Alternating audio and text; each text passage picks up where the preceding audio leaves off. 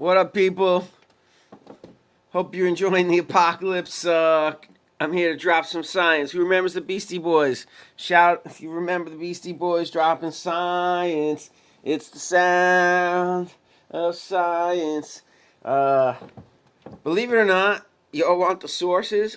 I'm dropping science today from Facebook. That's right, where you get the best of science. I mean, it sounds facetious, but really it's true. I mean, before Facebook, I didn't know doctors like the great Jack Krause. Now, it's spelled Kruse, and it's the KRUSE Longevity Center with Dr. Jack Krause. All right, so he shared a link here. It says The Biophysics of Fluoride with Dr. Jack Krause. Warning, nerd alert. It's kind of, getting a little technical, but not crazy. I think you'll be able to follow this. I'm just going to read basically what he posted. This guy's a freaking genius. All right, so, I mean, he's getting all this from peer-reviewed journals and qualified research, let's just say. I don't know, research. Okay, without further ado, the pineal gland, talking about the pineal gland, the pineal sits in the posterior third ventricle. If you read my quantum sleep blog, you'll get a bird's eye view of what it does. I suggest you follow Dr. Krause on Facebook or wherever, right? His quantum sleep blog. All right. It is a biological laser. It absorbs magnetic flux energies to make polarized light.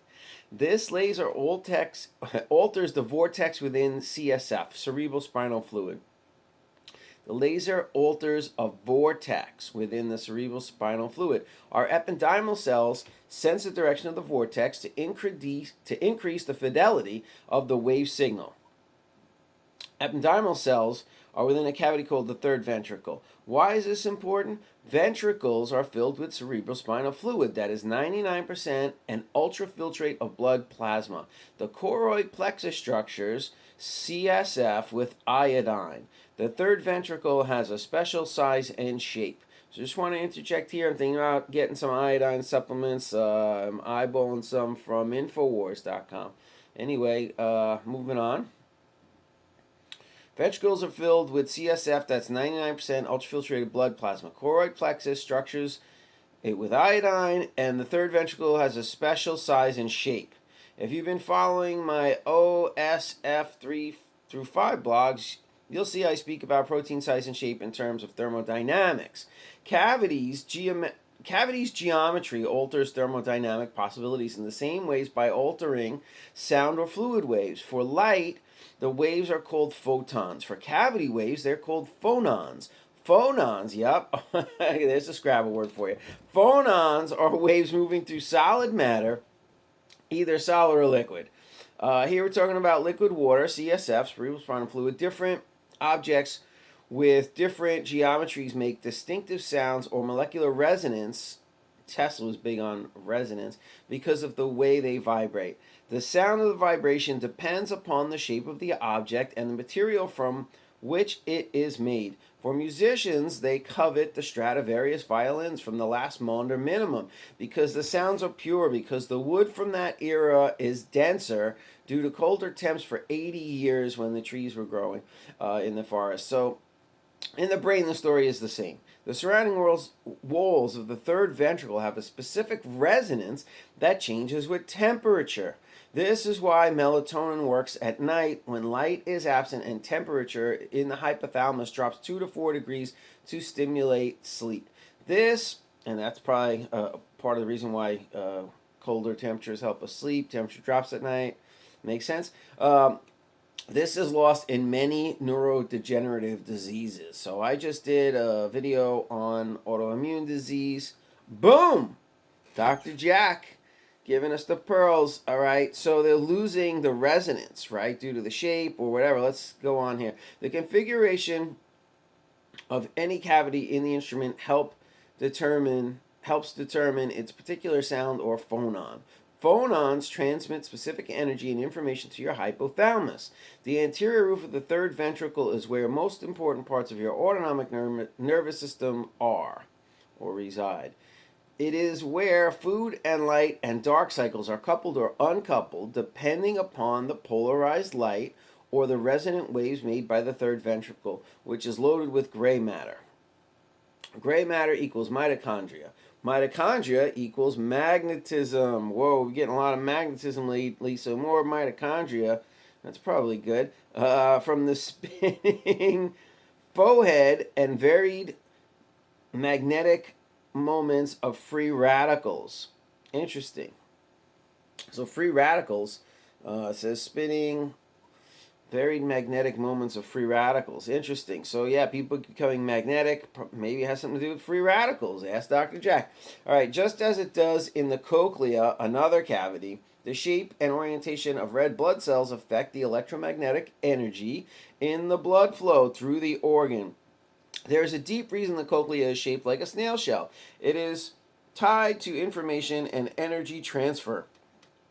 The same is true of the third ventricle. When the pineal is calcified, its geometry varies. All cavities are designed to amplify signals.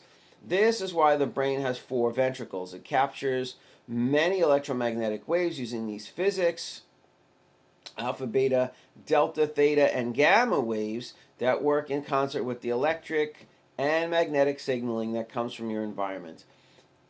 In this thread, y'all are focusing on the pineal that generates the polarized light that makes a quantum vortex in the CSF that wakes us up or puts us to sleep. It is the whirlpool of life I spoke about in the 2014 Bulletproof Conference. You must begin to realize the pineal is the arrow, CFS is the environment, and the hypothalamus is the target of all these wave patterns in your brain to optimize function. He has a YouTube link. Clicking on it, a video to watch. Maybe it's the 2014. Yeah, in 1986, I think it went is. to University of Connecticut, School of Dental Medicine at Farmington, Connecticut. So he went to Farmington, Connecticut. You probably heard. This was 2019, April 11, 2019, on YouTube. Wow, 19 likes, and now he's got 20. 78 subscribers. Wow, Jack. Not a whole lot. I'm subscribing. Oh, I see. No. It's not. It's not Jack who I'm subscribed to. I gotta unsubscribe. Somebody who put his video up. 580 views at least on this site. So, yeah.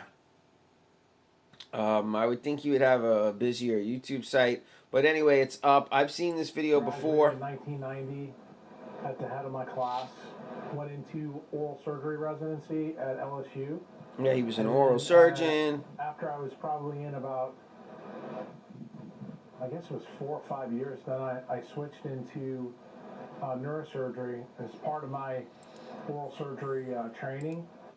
And then he became a neurosurgeon. So, yeah, much respect, Dr. Jack. Dr. T-Bone here, dropping you some real silence. Science? Real science, all right?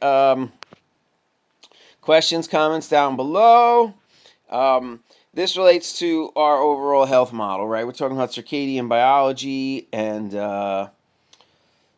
evolutionary psychology, evolutionary biology, right? And the psychology thereof. Which could affect biology, right? The vortex of the CSF. So that's interesting. It's a dynamic. It's in its shape.